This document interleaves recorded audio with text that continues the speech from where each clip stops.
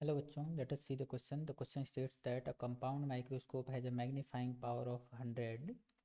When the image is formed at infinity, the object has a focal length of 0.5 and tube length is 6.5 centimeter.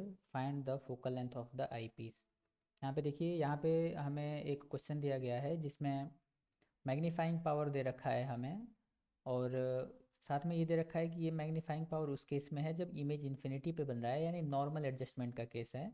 Objective का focal length हमें दे रखा है, eyepiece का focal length बताना है, और साथ में हमें ट्यूब लेंथ भी दे रखा है। तो देखिए, जो की कॉन्सेप्ट हम लोग यहाँ पे यूज़ करेंगे, की कॉन्सेप्ट जो हम लोग यहाँ पे यूज़ करने वाले हैं वो है compound microscope. Okay, compound microscope. Compound microscope का हम लोग यहाँ पे कॉन्सेप्ट यूज़ करेंगे, उसके हम लोग थोड़े बहुत थियरीज और थोड़े बहुत डायग्राम्स वगैरह यूज़ करने वाले हैं। तो देखिए, सबसे पहले हमारे पास कंपाउंड माइक्रोस्कोप कुछ इस तरह का होता है। ये हमारे पास एक ऑब्जेक्टिव होता है, ये हमारे पास आई पीस होता है, इसको हम लोग ई और ओ से शो करते हैं। ओके, और यहाँ पे आई पीस की फोकल लेंथ हमें फोकल लेंथ फाइंड करनी है। ऑब्जेक्टिव का फोकल लेंथ यानी एफ ओ हमें दे रखा है 0.5 सेंटीमीटर। साथ में हमें ये भी दे रखा है कि जो ट्यूब की लेंथ है वो 6.5 सेंटीमीटर है, यानी कि इन दोनों के बीच का जो डिस्टेंस हमें दे रखा है ये 6.5 सेंटीमीटर दे रखा है। ओके, अब हमें ये दे रखा है कि फाइनल इमेज इन्फिनिटी पे बनती है। फाइनल इमेज इन्फिनिटी पे बनती है, इसका मतलब जो फर्स्ट इमेज है वो यहाँ फोकस पे बननी चाहिए आई पीस के। ओके, फर्स्ट इमेज कुछ यहाँ पे बननी चाहिए, तभी फाइनल इमेज, ये आई पीस का फोकस है। अगर फर्स्ट इमेज यहाँ पे बनेगी तभी आई पीस के द्वारा फाइनल इमेज इन्फिनिटी पे बनेगी। यानी सिंपली हम लोग यहाँ से कह सकते हैं कि जो ऑब्जेक्टिव से फर्स्ट इमेज की डिस्टेंस है वी ओ, और ये जो एफ ई है इसका सम लेंथ ऑफ ट्यूब के बराबर है, यानी कि V O plus F E की जो वैल्यू है वो 6.5 है।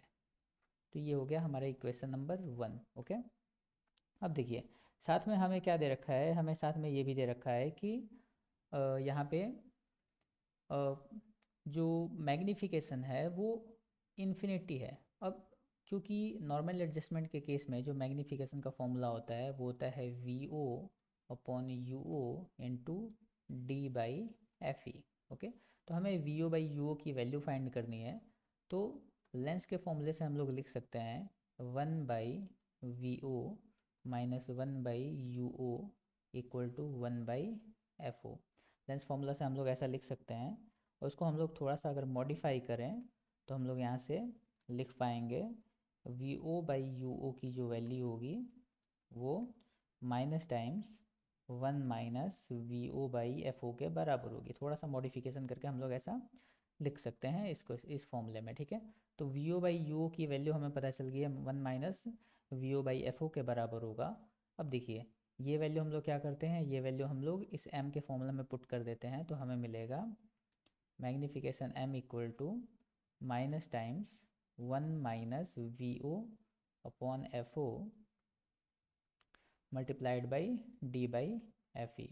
ओके, ये हमें मिल जाएगा। तो मैग्नीफिकेशन हमें 100 दे रखा है, तो 100 वैल्यू पुट कर देते हैं इक्वल टू -1 - वी ओ हमें नहीं पता है, वी ओ का एज इट इज छोड़ देते हैं। एफ ओ हमें ऑब्जेक्टिव का फोकल लेंथ पता है 0.5 सेंटीमीटर, तो 0.5 पुट कर देते हैं, प्लस डी हमें पता है 25 होता है, तो ये हो गया 25, और एफ ई की वैल्यू भी अगेन हमें नहीं पता है। ओके, तो यहाँ से अगर इस इक्वेशन को हम लोग थोड़ा सा मॉडिफाई करें तो हमें यहाँ से एक वैल्यू मिलती है, एक इक्वेशन मिलता है 2 V O minus 4 F E equal to 1। ठीक है, ये हमें मिल जाता है यहाँ से इक्वेशन नंबर 2। अब यहाँ से हम लोग क्लियरली देख सकते हैं कि हमारे पास क्या है, दो इक्वेशन है, ये इक्वेशन नंबर 1 और equation number 2। Linear equation in 2 variables का क्वेश्चन है, इसको हम लोग एलिमिनेशन, सब्सटीट्यूशन या फिर क्रॉस मल्टीप्लिकेशन, तीनों में से किसी भी तरीके से सॉल्व कर सकते हैं। किसी भी तरीके से सॉल्व करके जब हम लोग वी ओ और एफ ई की वैल्यू फाइंड करेंगे तो सिंपली हमें मिलेगा v o equal to 4.5 centimetre and f o equal to, sorry, f E equal to 2 centimetre. Okay, इन दोनों को हम लोग सॉल्व करके, अगर हम लोग ये लीनियर इक्वेशन 2 वेरिएबल्स, ये दोनों इक्वेशन हम लोग सॉल्व करें तो हमें वी ओ और एफ ओ की एफ ई की वैल्यू मिलेगी 4.5 सेंटीमीटर एंड 2 सेंटीमीटर। और क्वेश्चन में हमें पूछ रहा है focal length of eyepiece से ही हमें बताना है, यानी कि ये F E equal to 2 centimetre, यही हमारा करेक्ट आंसर होगा इस क्वेश्चन का। I hope you understood the solution. All the best.